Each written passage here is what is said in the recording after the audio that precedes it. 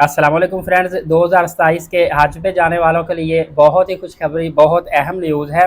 एक तो 2027 की हज की तैयारियां समझ लें कि फौरी तौर पर अभी से शुरू हो गई हैं। उसकी वजह क्या है? उसकी वजह यह है कि इसी महीने के अंदर सऊदी अरब पॉलिसीज़ लेके आ रहा है। पॉलिसीज़ में पाकिस्तानियों के लिए भी कोटा मुख्तस होगा। इंडियन मतलब सारे ममालिक के लिए कितना कितना कोटा दिया जाता है। किस तारीख तक आपने पेमेंट जमा करवानी होती है कंपनीज़ को, सऊदी अकाउंट्स में कह लें। ये सारी सूरत हाल, तरीक़ेकार, हर चीज़ सऊदी अरब वाज़िया कर देगा।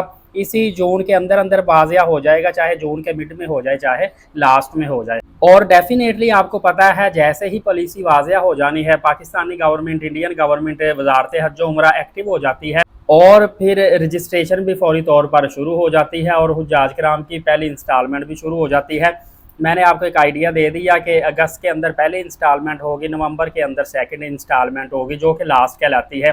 और काफ़ी दोस्त पूछ रहे हैं हज कितने अमाउंट क्या होगी, हज की टोटल जो अमाउंट है दो एक साथ में होगी। टोटल अमाउंट ये लगा लें कि 5.5 लाख या 6 लाख अगर आप पहली इंस्टॉलमेंट देते हैं, इतनी ही दूसरी देते हैं, 12 लाख के अराउंड राउंड हज होगा। मतलब कोई 50,000 से 70,000 रुपये हज की कीमत बड़ी होगी। सिर्फ महंगाई की वजह से कह लें या सूरत हाल जो मौजूदा चल रही है, वार की बार बार बताने की ज़रूरत नहीं पेश आती। तकरीबन पहली किस्त से दूसरी किस्त के दरमियान 2.5 महीने का गैप होगा। और एक और आपने चीज़ का ख्याल करना है, पासपोर्ट आपकी वैलिडिटी दिसंबर 2027 तक होनी चाहिए। अगर नहीं है तो पासपोर्ट आपको नया बनवाना पड़ेगा। लेकिन आपने अगर नया बनवाना है तो वो आप चिप वाला बनवाइएगा, ताकि ई गेट्स की सहूलत भी आपको मिल सके और आईडी कार्ड भी आपका वैलिड होना चाहिए। दोस्तों, इस दफ़ा मैं आपको बताता चलूँ कि बाज़ कुछ खादमीन हुज्जाज भी और कुछ वैसे भी गैर कानूनी तौर पर डिफरेंट वीज़े पे जो आए हज के लिए जा रहे थे, इतनी सख्ती थी, बार बार चेकिंग हो रही थी, पुलिस चेकिंग करती थी, हज कार्ड देखे बगैर आपको एंट्री नहीं दे रहे थे। और कुछ लोगों को जुर्माना हुआ है, तो उनसे मेरी बात हुई, मैंने कहा भाई आपको जुर्माना कैसे हुआ? तो कहते हमारे पास हज कार्ड नहीं था, मतलब हज के वीज़े पर नहीं थे आए, वो शॉर्ट हज का जो खादमीन का वीज़ा उस पर गए हुए थे। तो चोरी छुपे उन्होंने हज करने की कोशिश की। शुरता पुलिस ने जब हज कार्ड चेक किया, नहीं मिला, उन्होंने खामोशी के साथ उनका इकामा पकड़ा, उसकी तस्वीर ली और 20-20 हज़ार रियाल जुर्माना हुआ।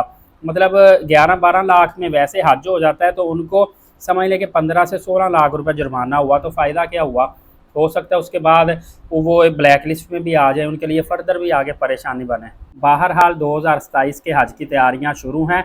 अगर आप हज पे जाने वाले हैं तो फिर अभी से अपनी अमाउंट, पासपोर्ट, आईडी कार्ड, हर चीज़ जो है प्रिपेयर करके रख लें, ताकि आपको टाइम के टाइम परेशानी ना हो, क्योंकि फिर टाइम थोड़ा सा शॉर्ट दिया जाता है।